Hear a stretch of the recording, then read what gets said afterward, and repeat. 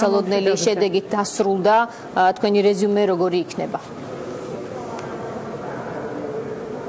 ბუნებრივია, არავის არ გაუკვირდა დღეს მოტივირებული შენიშვნების გადალახვა. თავისთავად ეს მხოლოდ არითმეტიკის თემაა, იმის ცოდნა რომ უმრავლესობა იმიტომ არის რომ მას აქვს შესაძლებლობა რომ მიიღოს კანონი და შემდეგ გადალახოს ვეტო.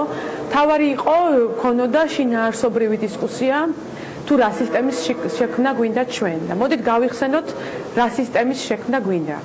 2014 წლიდან არის მცდელობა რომ ამ ქვეყანაში შეიქმნას თვისობრივად ახალი სისტემა მოსმენების, რომლის მიხედვითაც ჩვენ დავიჭერთ ორ კურდღელს ერთდროულად. ერთის მხრივ ჩვენ საქართველოს მოქალაქეებს შვიდად გვეძინება, იმიტომ რომ გვეცოდინება რომ ვიღაცა აქტიურად და ეფექტურად იცავს ჩვენ უსაფრთხოებას. მეორეს მხრივ ასევე შვიდად გვეძინება, იმიტომ რომ გვეცოდინება რომ არავინ არ იყურება ჩვენ საძინებელში, ჩვენ სამზარეულოში, არავის არ აქვს ინტერესი რომ ჩაიხედოს ჩვენს პირად ცხოვრებაში. თუ რა თქმა უნდა ჩვენ არ ვარღვევთ კანონს და არ ჩავდივართ დანაშაულს. სამწუხაროდ დღევანდელი დღე არის გაშვებული შესაძლებლობა, გაშვებული შანსი რომ ჩამოგვეყალიბებინა ეს თვისობრივად ახალი სისტემა.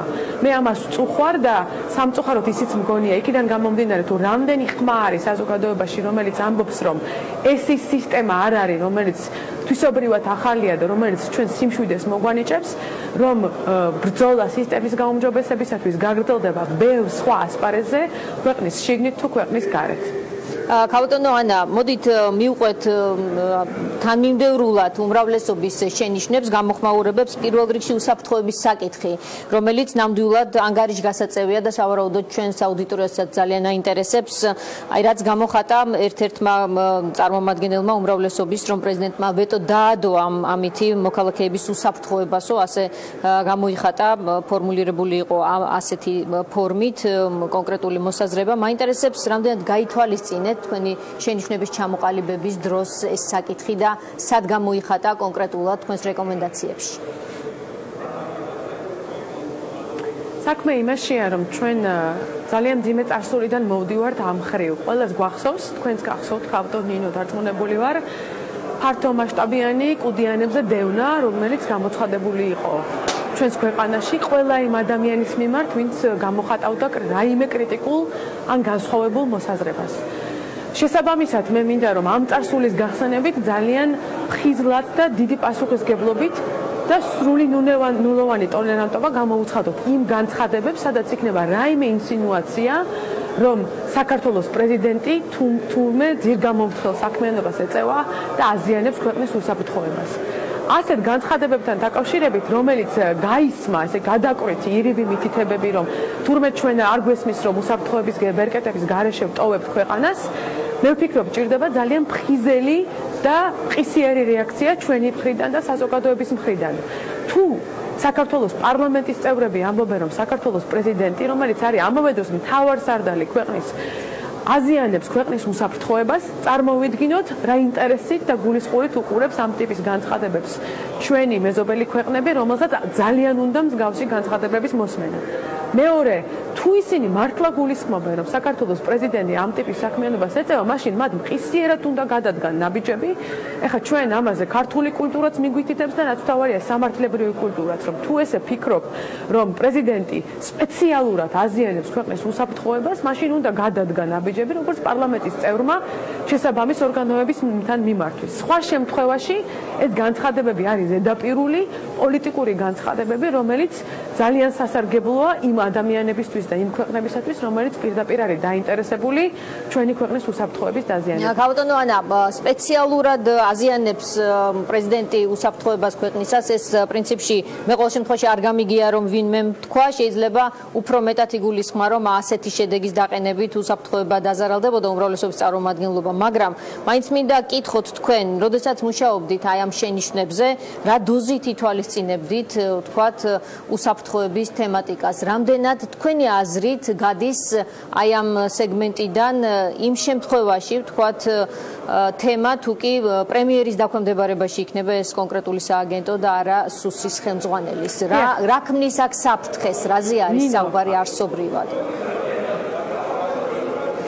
მე მაინც დავკონკრეტები, იმიტომ რომ სულ მცირე 3 შემთხვევაში ჩვენ მქონდა მითითება იმაზე, რომ ამ ნაბიჯით ზიანდება თავდაცვის უნარიანობა, რომ ჩვენ მოტივირებული შენიშვნების წარდგენით, რაც არის ქვეყნის პრეზიდენტის კონსტიტუციური უფლება, თურმე დაცვის მექანიზმების გარეშე ვტოვებთ, უსაფრთხოების დაცვის მექანიზმების გარეშე ვტოვებთ ქვეყანას.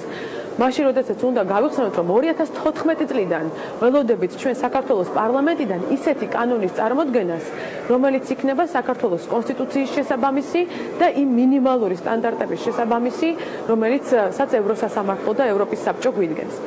რაც შეეხება ამ მითითებას, რომ უსაფრთხოების უაზიანებთ თუ არა უსაფრთხოებას.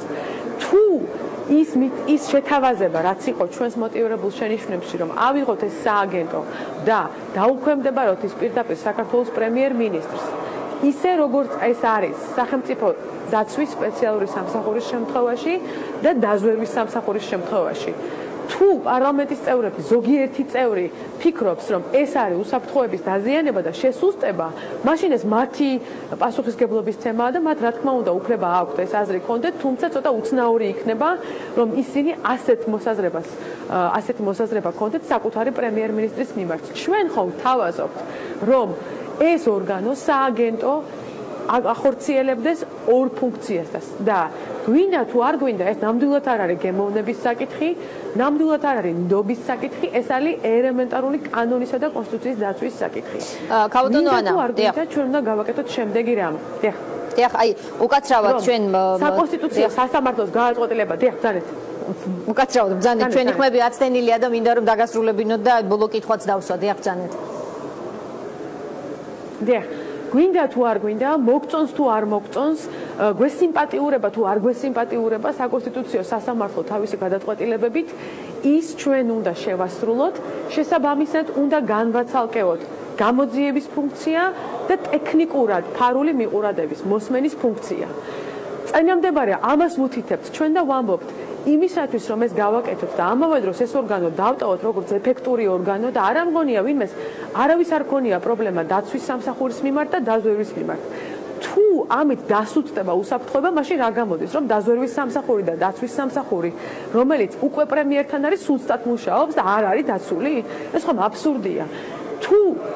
თუ აქედან გამომდინარე ჩვენ გვინდა რომ ეს ორი ფუნქცია დავიცვათ, დავტოვოთ ეფექტურად და ამავე დროს გამოვაცალკევოთ გამოძიებისგან. რა სინამდვილე მივიღეთ ის სინამდვილე, რომ შექმნილი არის საჯარო სამართლის იურიდიული პირი, რომელზეც სულ მინიმუმ 7 გაგებით რჩება რუტინული კონტროლი უსაფრთხოების სამსახურის მხრიდან.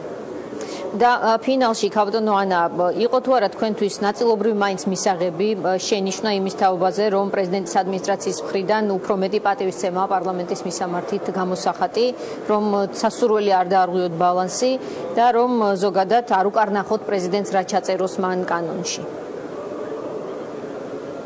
პოლიტიკურ პასუხისგებლობაზე საუბარი რატომ გონია ვინმეს რომ უპატივცემულობა ძალიან გასაკვირია. პოლიტიკურ პასუხისგებლობაზე მითითება ვფიქრობ არავის არ აწყენს, მე დღეს ვთქვი რომ მე არ მწყეს, მაგალითად როდესაც ვიღაცა მითითებს რომ რაღაც კანონზე ან წყაროზე რომელიც არ ვიცი, არც ის უნდა აღიქვას ვინმე მტკივნეულად, რომ მას მიუთითებენ პოლიტიკურ პასუხისგებლობაში, მაშინ როდესაც მაგალითად ის რაც მოხდა ეროვნულ ბანკზე, სულ აგერ 1 წლის განმავლობაში 2 ურთიერთსაწინააღმდეგო პოზიცია დააფიქსირა ერთი და იგივე გუნდმა. ბუნებრივია მოსახლეობას, რომელიც ხათაშორის გადასახადებს იხდის იმისათვის, რომ შეინარჩუნოს ეს ორგანო და შეინარჩუნოს ის ხალხი, რომელიც აქ მუშაობს, ბუნებრივია შეიძლება გაუჩნდეს კითხვა პოლიტიკური პასუხისგებლობაზე. იმ ხალხის მიმართ, რომელიც ცოტა ხნის წინ ამბობდა ერთს და ახლა რამდენიმე თვის შემდეგ ამბობს მეორეს. იგივე ვითარება გვაქვს საერთო სასამართლოებასთან მიმართებაში, იგივე ვითარება გვაქვს მოსმენებთან მიმართებაში, როდესაც უმრავლესობა დღეს გვთავაზობს იმას, რაც ჩვენ პრეზიდენტმა თავის ვეტოში შესთავაზა რამდენიმე წლის წინ, როდესაც თქვა, რომ პირველ გასაღებში არ არის აუცილებელი, რომ მონაწილეობდეს პერსონალურ მონაცემთა დაცვის ინსპექტორი. აქედან გამომდინარე, პოლიტიკურ პასუხისგებლობაზე მითითება, ამაზე საუბარი საერთოდ ჩვენი ისტორიიდან გამომდინარე ზოგადად ზედმეტი არ არის და ძალიან უცნაური და გასაკვირია თუ ამას ვინმე განსაკუთრებულად მტკივნეულად იღებს. დიდი მადლობა ანა დოლიძეს, ქაუტონო ანა, თქვენ შემდეგ ჩვენთან ეთერშია დავით მათიკაშვილი, ის გისმენთ კიდეც, თქვენ დაგჭათ რამე უმრავლესობისთვის სათქმელი მთელი დღეა მათთან პოლემიკაში გაატარეთ. არაფერი განსაკუთრებული, ჩვენ არგუმენტები გავცვალეთ. ბუნებრივია, როგორც მანამდე, ჩვენ ისევე კონსულტაციების დროს მივესალმებით ჯანსაღ დისკუსიას, ჯანსაღ კამათს, არანაირად არ მიგვაჩნია ეს მტკივნეულ პროცესად. პირიქით, მე მინდა გითხრა, რომ მე ვამაყობ იმ მონაპოვარით, რაც ქართულმა ხალხმა მოიპოვა სპატაშორის იმ სახელმწიფოს სახით, რაც დღეს გვაქვს და სწორედ ამ ტიპის სახელმწიფოს დემოკრატიული ადამიანის უფლებებზე დაფუძნებული სახელმწიფოს შესაქმნელად გვინდა ჩვენ ეს მოსმენების სისტემა. ალბათ თავარი ეს არის, რაც ჩვენ და ჩვენ მოსახლეობას უნდა გვახსოვდეს. მადლობა პრეზიდენტის საპარლამენტო მდივანს ანა დოლიძეს. გადავდივარ დავით მათიკაშვილთან, ქართული ოცნების წარმომადგენელთან, პარლამენტის იურიდიულ საკითხთა კომიტეტის თავმჯდომარის მოადგილესთან. საღამო მშვიდობისა ბატონ დავით. მადლობა გადაცემაში